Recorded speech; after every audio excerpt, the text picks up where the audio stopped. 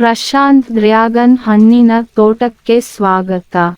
ಹೊಸ ಯುವ ಶಾಖೆಯನ್ನು ಹೇಗೆ ಮತ್ತು ಏಕೆ ತೆಗೆದುಹಾಕಬೇಕು ಎಂಬುದನ್ನು ಈ ವಿಡಿಯೋದಲ್ಲಿ ನಾನು ತಿಳಿಸುತ್ತೇನೆ. ಮೊದಲು ಗಿಡದ ಬುಡದಿಂದ ಮೇಲೆ ರಿಂಗನವರೆಗೆ ಯಾವುದೇ ಹೊಸ ಬ್ರಾಂಚ್ ಬರಲಿಕ್ಕೆ ಬಿಡಬಾರದು, ಯಾಕೆಂದ್ರೆ ಹೊಸ ಬ್ರಾಂಚ್ ಬಂದರೆ ನಿಮ್ಮ ಮೈನ್ ಬ್ರಾಂಚ್ ಮೇಲೆ ಹೋಗಿರುತ್ತದೆ. ಅದಕ್ಕೆ ಹಾಕಿದ ಗೊಬ್ಬರ ಈ ಹೊಸ ಬ್ರಾಂಚ್ ತಿನ್ನುವುದರಿಂದ ಅದರ ಬೆಳವಣಿಗೆ ಕಮ್ಮಿ ಆಗುತ್ತದೆ. ಇದನ್ನು ನೀವು ವಾರಕ್ಕೆ ಒಮ್ಮೆ ತೆಗೆದರೆ ಸಾಕು. ಸಂಪೂರ್ಣ ವಿಡಿಯೋ ನೋಡಿ ಮತ್ತು ಲೈಕ್ ಮಾಡಿ, ಸಬ್ಸ್ಕ್ರೈಬ್ ಮಾಡಿ. ಡ್ರ್ಯಾಗನ್ ಫ್ರೂಟ್ ಕೃಷಿಯ ಬಗ್ಗೆ ಏನಾದರೂ ಸಂದೇಹವಿದ್ದರೆ ಕಮೆಂಟ್ ಮಾಡಿ.